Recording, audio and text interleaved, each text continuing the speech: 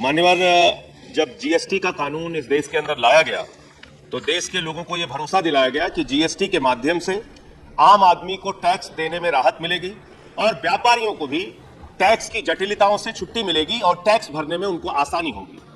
लेकिन मान्यवर, महंगाई बढ़ती गई, टैक्स का बोझ आम आदमी पे बढ़ता गया और इसके बाद जहां तक व्यापारियों का सवाल है, छोटे व्यापारी टैक्स की जटिलताओं से, टैक्स भरने की प्रक्रियाओं से और रोज रोज के संशोधन से ऊब चुके हैं और परेशान हो चुके हैं। सैकड़ों की संख्या में टैक्स के नियमों में जीएसटी आने के बाद संशोधन किया गया मान्यवर, जिसके कारण से आम आदमी परेशान है। और टैक्स आपने कहा था वन नेशन वन टैक्स, लोगों के मन में यह धारणा थी कि 10% का टैक्स होगा, 5% राज्य को जाएगा, 5% केंद्र को जाएगा।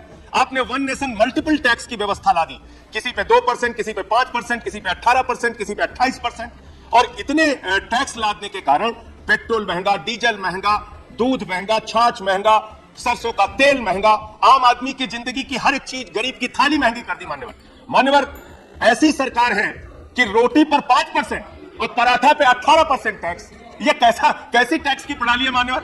और मैं आपके माध्यम से सरकार का ध्यान एक अति महत्वपूर्ण विषय पे दिलाना चाहता हूं मान्यवर। एक हफ्ते तक हमारे पूरे उत्तर प्रदेश में मान्यवर, जिस तरीके से छापेमारी का आतंक हमारे छोटे व्यापारियों के ऊपर डाला गया, छापेमारी का जो आतंक डाला गया, उससे उनको राहत मिलनी चाहिए।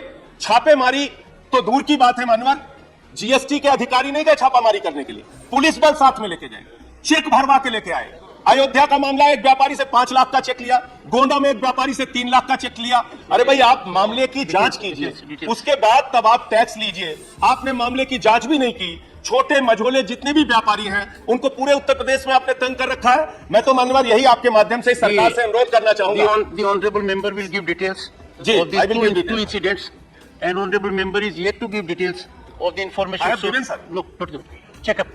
I have given, sir. Give the details also. Sir, please conclude. हाँ, concluding.